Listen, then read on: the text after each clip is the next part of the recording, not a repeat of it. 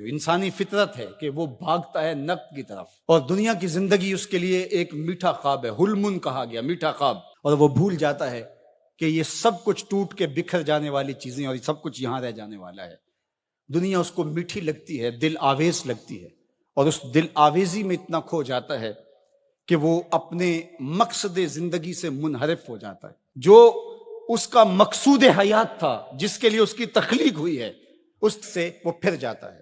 اللہ تعالیٰ نے تنبیہ کے انداز کے اندر حضرت انسان کی اس فطرت کو بیان بھی فرمایا اور اس کو جھنجھوڑ کر کے کہا کہ تیرا ان دنیا کی بھول بھلائیوں میں کھو جانا مقصد نہیں تھا، تیرا مقصد اپنے مالک کی رضا جوئی اور اس کے قرب کی تلاش تھی۔ تو فرمایا بل تؤثرون الحیات الدنیا، تمہارا ترجیحی انداز کیا ہے کہ تم دنیا کی جیتی زندگی کو ترجیح دیتے ہو، والآخرۃ خیر وابقی، حالانکہ آخرت بہتر بھی ہے اور آخرت دائمی بھی ہے۔ نہ ختم ہونے والی زندگی ہے آخرت، کبھی ختم نہیں ہوگی۔ یہ دنیا جتنی بھی ہو، ایک آدمی 100 سال بھی زندگی پائے تو پھر بھی تو موت ہی ہے۔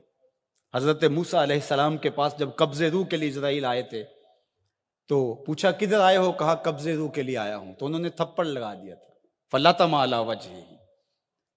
تو واپس چلے گئے تو کہا مالک ایک ایسے شخص کے پاس بھیجا جو مرنا ہی نہیں چاہتا۔ تو کہا پھر جا میرے بندے کے پاس اور اسے کہہ کہ ایک بیل کی پشت پہ ہاتھ رکھیے گا اور جتنے بال نیچے آئیں گے اتنی عمر بڑھا دیں گے۔ حاضر خدمت ہوئے، پوچھا کہ پھر دوبارہ آگے ہو؟ کہا کہ بس آپ کے عمر کے اضافے کا سندیسہ لے کر آیا ہوں، کسی بیل پہ ہاتھ رکھیے گا، جتنے بال نیچے آئیں گے اتنی عمر بڑھا دی جائے گی۔ تو بولے پھر کیا ہوگا؟ کہا پھر موت۔ کہا اگر پھر بھی ہے تو ابھی روح قبض کر دو، 100 سال بھی جئیں گے تو پھر بھی موت ہے۔ موت ہے ہنگامہ آرا کلزم خاموش میں، ڈوب جاتے ہیں سفینے موج کی آغوش میں۔ اگر کسی نے ہمیشہ رہنا ہوتا اس ظاہری زندگی میں تو انبیاء کو موت نہ آتی، لیکن یہ ضابطہ ان پر بھی پورا ہوا۔ شہنشاہ، کج کلا بادشاہ، بڑے بڑے حکامات، دانشور، صحت مند افراد بھی آغوش موت میں اتر گئے۔ میں اور آپ ہوتے کیا ہیں؟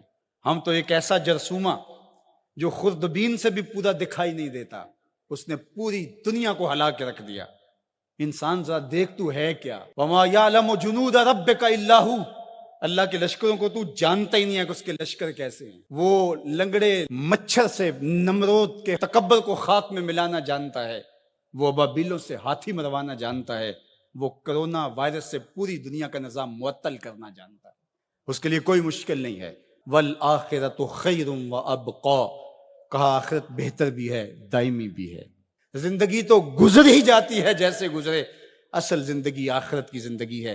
خندق کھودتے صحابہ پر پیار آیا تو یہی کہا اللہ زندگی وہی ہے جو آخرت کی زندگی ہے، میرے انصار کو بھی بخش دے، میرے مہاجروں کو بھی بخش دے۔ یہ زندگی اچھی بنا لیں، میں نہیں آپ کو روکتا، گھر بھی اچھا بنا لیں، گاڑی بھی آپ کے پاس اچھی ہونی چاہیے، اچھا کھائیں اچھا پہنے، بالکل نہیں روکتا، شریعت بھی منع نہیں کرتی، لیکن یہ چیزیں اگر آخرت کے سودے پر ہوں، آخرت کو برباد کر کے حاصل کی جائیں تو یہ خسارے کا سودا ہے۔